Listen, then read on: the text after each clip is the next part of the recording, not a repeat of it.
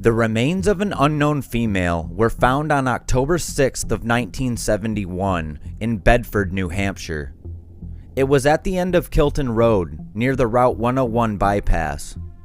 Investigators determined that her life ended 3 months before she was found. They were unable to identify her. They figured that she was white, aged between 25 and 35, between 61 and 65 inches tall, and had brown hair. She was found wearing a maroon pullover blouse and lace at the neck, short hip-hugger dungaree type shorts, size 7 sandals, and no identification. The cause could not be determined by investigators, but they were convinced that someone took her life.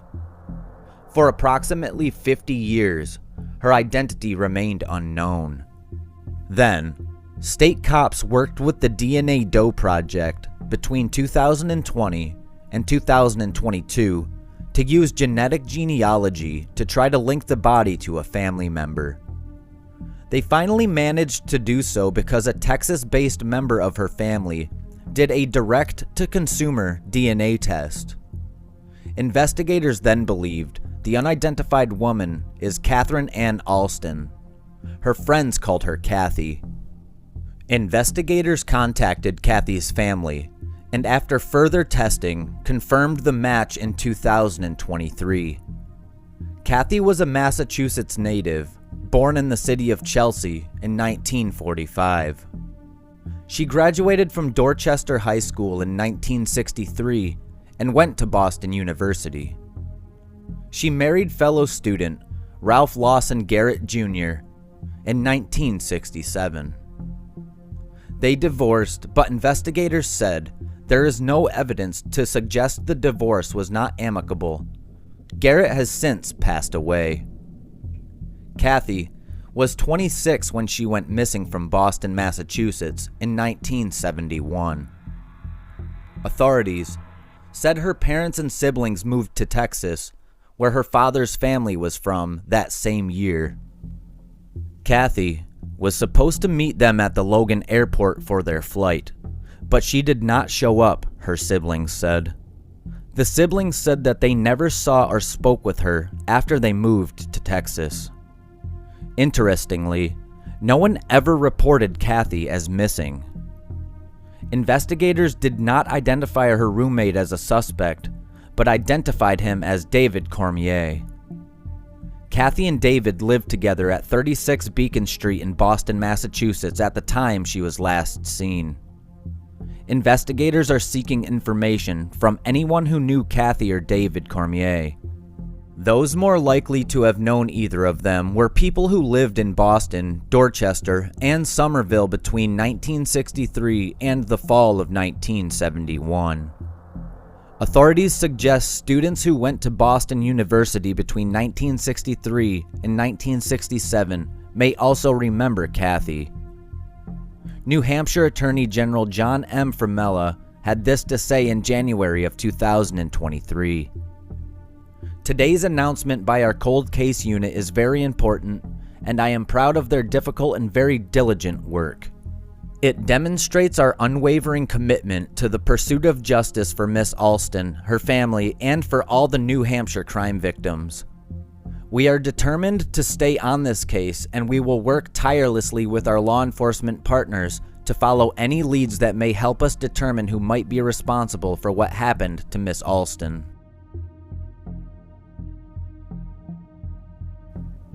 In 2019, a homeowner in Jefferson County, Tennessee, reported a suspicious bag along the shore of Douglas Lake to Jefferson County Sheriff's Office deputies. Deputies arrived at the scene and determined the bag, which turned out to be a golf bag, contained human remains belonging to a man. At first, investigators were unable to determine the John Doe's race, age, or even how long he's been not alive. Officials brought the case to the DNA Doe Project in 2020, and they assisted with the identification. Team member Eric Hendershot had this to say: Early on in the research, we were able to identify one set of his grandparents rather quickly.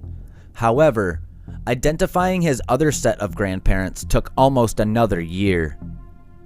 A team had found an obituary that connected a number of DNA matches and was able to identify the John Doe's biological parents, but the obituary did not list any children.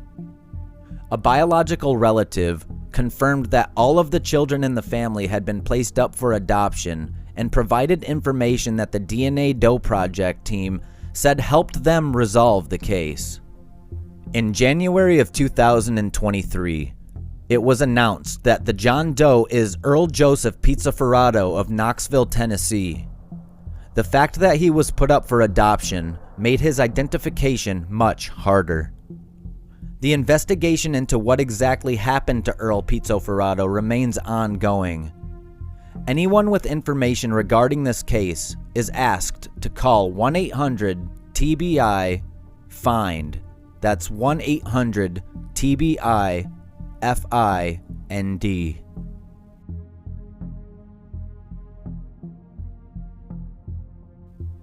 On October 26th of 1998, a man's body was discovered in the Columbia River in Vancouver, Canada.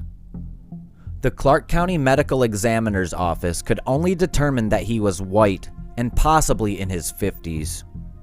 Recently, the Medical Examiner's Office submitted a DNA sample from the remains to Bode Technology. They are a DNA laboratory in Virginia that provides forensic genealogy services and specializes in the extraction of DNA from challenging human remains samples. The forensic genealogist used the DNA from the remains to predict the unidentified person's ancestry and compared it to individuals in online genealogy databases that allow searches for unidentified persons. The forensic genealogist found an ancestral link to a family from California. While there were multiple possibilities, the forensic genealogist noted that one person, a son of Chesley Johnson Jr. and Ruth Marie Hansen, appeared to have no traceable activities since 1998. In October of 2022, Medical Examiner's Office Operations Manager Nikki Costa contacted other children of the couple.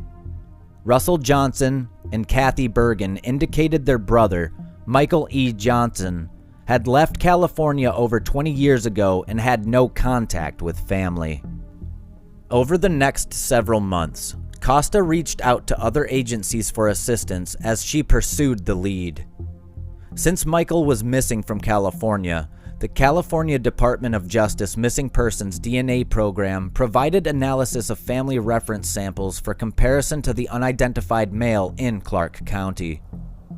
The Wasatch County Sheriff's Office in Heber City, Utah, collected a DNA sample from Johnson's sister, Kathy Bergen, and submitted the family reference sample to California's Missing Persons program. The University of North Texas Center for Human Identification, which developed the initial DNA profile of the unidentified male in 2008, sent its DNA profile to California's Missing Persons program for comparison. Based on the results of the forensic genealogical analysis, DNA analysis, and circumstantial evidence in the case, Clark County Chief Medical Examiner Dr. Martha Burt concluded that the previously unidentified man was Michael E. Johnson in 2023. It was revealed that Michael had been fatally shot in the head. Law enforcement has no information on Michael's activities or travels leading up to the recovery of his body floating in the Columbia River near Lower River Road. Anyone with information about Michael can contact Vancouver Police Department Major Crimes Unit Sergeant Patrick Moore at 360-487-7440. Michael was 53 years old when his life was taken. Here is a picture of him and his wife Joyce that was taken sometime in the 1990s.